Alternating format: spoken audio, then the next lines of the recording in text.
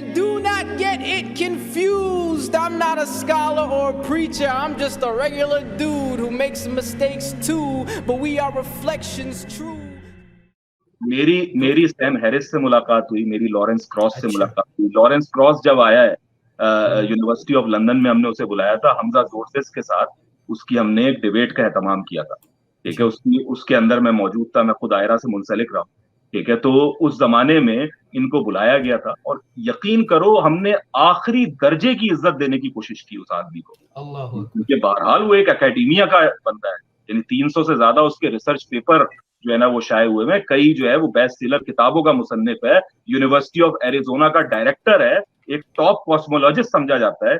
लेकिन यकीन करो मैं इसमें कोई तासुब नहीं बरत रहा, ठीक है। और आप बिल्कुल ये मत समझिएगा कि मैं चूंकि मजहब की जानिब से बात कर रहा हूँ इसलिए शायद मैं बात कर रहा हूँ। पूरी सच्चाई से कहता हूँ कि one of the most ugly and arrogant person I have ever met is him, ठीक है। इंतहा से बढ़कर जिस शख्स में एक तकब्बुर, एरोगेंस, सामने वाले की इज्जत नफ्स को जलील करना, सामने वाले की इज्जत पे हमला करना दलील के बजाय, वो मुझे उसमें नजर आया। क्योंकि जब जवाब नहीं मिलता वो आप पर हमलावर होता है। वो आप डिबेट देख सकते हैं, Islam which make more sense was the title university of London में की थी। उसके बाद उसने एक बहुत बड़ा इशू क्रिएट किया उसने, क्योंकि जब डिबेट के अंदर एक हंगामा ये हुआ कि जो लोग आए थे वो समझ रहे थे कि इस्लाम तो बिल्कुल फारिग है, मजहब कहाँ इलाज के सामने खड़ा हो सकता है। लेकिन उसका आउटकम ये हुआ कि पब्लिक में से ही लोग शहादतें लेने लगे, ठीक है। और वो नजर आना शुरू हो गया कि भाई ये बात जो है ना बहुत अहम जा रही है उस तरफ। तो उसने बाकायदा इसको ये प्रोमोट किया कि ये इनको बैन किया जाए यूनिवर्सिटीज के अंदर, यानी यूके भर की यूनिवर्सिटीज में। क्यों बैन किया जाए? क्योंकि इन्होंने खवातीन को जो है वो दाहिनी तरफ बिठाया और मर्दों को बाएं जानिब बिठाया, साथ में मिलाकर नहीं बिठाया। इस बात को बुनियाद बनाकर इमोशनल आर्ग्यूमेंट, जी इमोशनल आर्ग्यूमेंट या जो भी जिस तरीके से आज हमारी सियासी जमातें एक दूसरे के खिलाफ करती हैं, कि चाहे वो किसी की जात को निशाना बना के, उसकी निजी जिंदगी को निशाना बनाकर, या कोई बात जबरदस्ती पकड़ के लाकर उसको तूल देकर एक बड़ा करके बताना, तो इसी तरीके से ये काम जो है ना उन साहब ने किया। तो यकीन करें मैं बहुत सारे ऐसे मुल्हिदीन से वाकिफ हूं जिनकी मैं दिल से इज्जत करता हूं, क्योंकि वो अपने इल्म के लिहाज से बेहतरीन है। लेकिन ये मैं आपको बता रहा हूं कि ये जो मिलिटेंट एथियस्ट है, मैंने मिलिटेंट एथियस्ट कहता हूं, ये रिचर्ड डॉकिन हो, ठीक है, या लॉरेंस क्रॉस हो, या इस तरीके के जितने बाकी लोग हैं, ये लोग हकीकत के मुतलाशी हैं ही नहीं। ये हकीकत छुपाने वाले भी हैं और अपने नैरेटिव को सामने प्रूव करने के लिए हर तरह के अगली टैक्टिक्स यूज करने वाले भी, ठीक है। तो ये मैं अपना मुशाहिदा आपके सामने रख रहा हूँ। हमारे यहाँ भी ऐसा होता है, यानी मजहबियों में भी इसकी कोई कमी नहीं है। हमारे यहाँ भी जो है ना यही मामला किया जाता है, जो कि गलत है।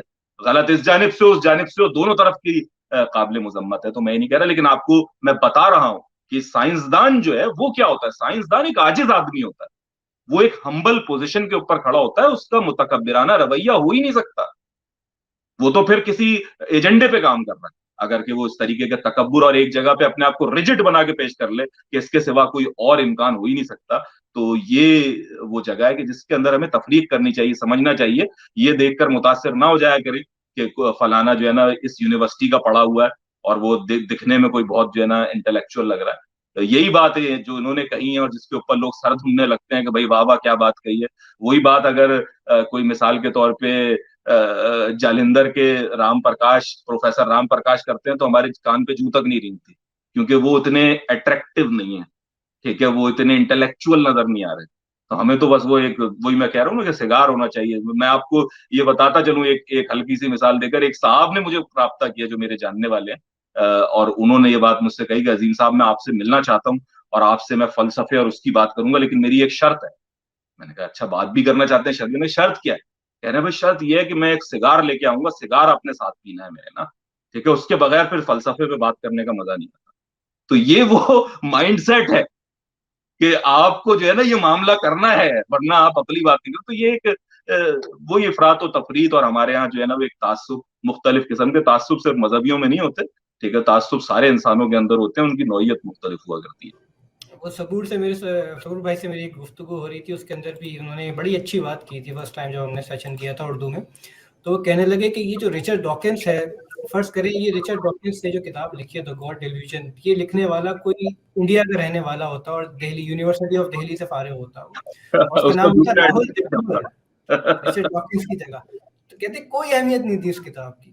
So that was a very good point. और जहाँ तक आपने क्राउस की बात की, तो उसकी जो मतलब उसका जो एटीट्यूड है, वो आप कमेंट सेक्शन में, मैं ऑडियंस को मुखातिब करके कहूँगा कि द ग्रेट डिबेट के नाम से वो डिबेट है हमजा लॉर्डेस और लॉरेंस क्राउस की।